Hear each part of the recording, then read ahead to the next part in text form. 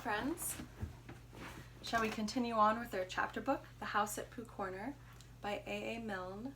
This is the second part of the chapter where Eeyore joins the game. A little recap. Eeyore has just gotten himself out of the river. Pooh began to feel a little more comfortable because when you are a bear of very little brain and you think of things, you find sometimes that a thing which seemed very thingish inside you is quite different when it gets out into the open and has other people looking at it.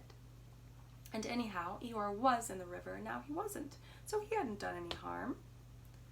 "How did you fall in, Eeyore?" asked Rabbit as he dried him with Piglet's handkerchief. "I didn't," said Eeyore. "But how?" "I was bounced," said Eeyore. "Oh," said Roo excitedly, "does somebody push you?" He said, "Somebody bounced me. I was just thinking by the side of the river, thinking, if any of you know what that means, when I received a loud bounce." "Oh, Eeyore," said everybody. "Are you sure you didn't slip?" asked Rabbit wisely. "Of course I slipped. If you're standing on the slippery bank of a river and somebody bounces you loudly from behind, you slip. What did you think I did?" "But who did it?" asked Roo. Eeyore didn't answer.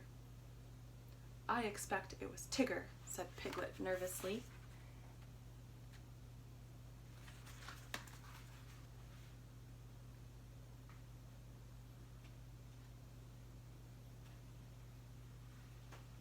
"But Eeyore," said Pooh, "was it a joke or an accident? I didn't stop to ask, Pooh. Even at the very bottom of the river, I didn't stop to say to myself, is this a hearty joke? Or is it the merest accident? I just floated to the surface and said to myself, it's wet, if you know what I mean." "And where was Tigger?" asked Rabbit. Before Eeyore could answer, there was a loud noise behind him, and through the hedge came Tigger himself. "Hello, everybody," said Tigger cheerfully. "Hello, Tigger," said Roo. Rabbit became very important suddenly. "Tigger," he said solemnly, "what happened just now?" "Just when?" said Tigger a little uncomfortably. "When you bounced Eeyore into the river." "I didn't bounce him." "You bounced me," said Eeyore gruffly. "I didn't really. I had a cough, and I happened to be behind Eeyore, and I said, grrrr." "Why?" said Rabbit, helping Piglet up and dusting him. "It's all right, Piglet." "It took me by surprise," said Piglet nervously. "That's what I call bouncing," said Eeyore. "Taking people by surprise. Very unpleasant habit. I don't mind Tigger being in the forest," he went on, "because it's a large forest, and there's plenty of room to bounce in it. But I don't see why he should come into my little corner of it and bounce there. It isn't as if there was anything very wonderful about my little corner. Of course, for people who like cold, wet, ugly bits, it is something rather special. But otherwise, it's just a corner, and if anybody feels bouncy—" "I didn't bounce. I coughed," said Tigger crossly. "Bounced or coffee, it's all the same at the bottom of the river." "Well," said Rabbit, "all I can say is, well, here's Christopher Robin, so he can say it."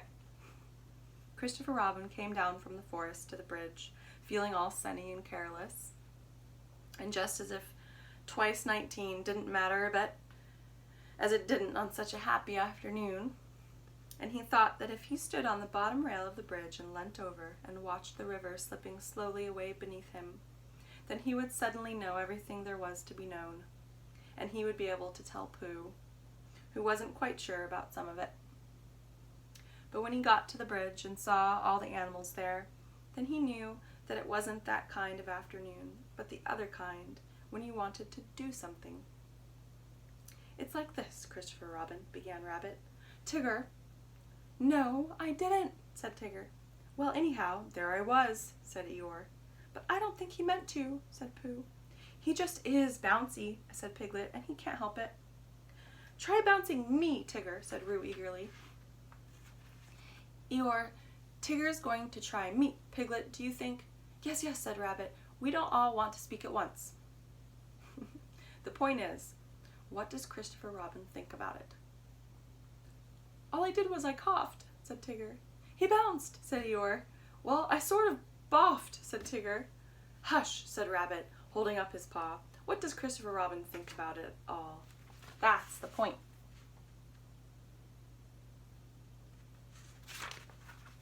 Well, said Christopher Robin, not quite sure what it was all about. I think. Yes, said everybody. I think we all ought to play Pooh-Sticks. So they did. And Eeyore, who had never played it before, won more times than anybody else. And Roo fell in twice, the first time by accident, and the second time on purpose, because he suddenly saw Conga coming out from the forest, and he knew he'd have to go to bed anyhow.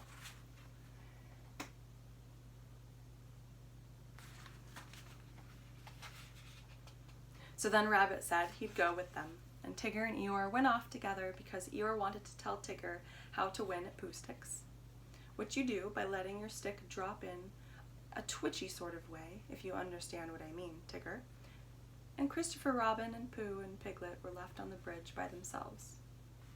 For a long time, they looked at the river beneath them, saying nothing, and the river said nothing too, for it felt very quiet and peaceful on this summer afternoon.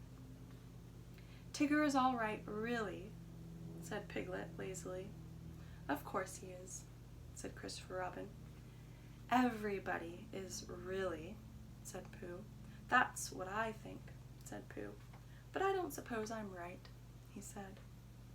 Of course you are, said Christopher Robin. That was a nice chapter. Thanks for listening, friends.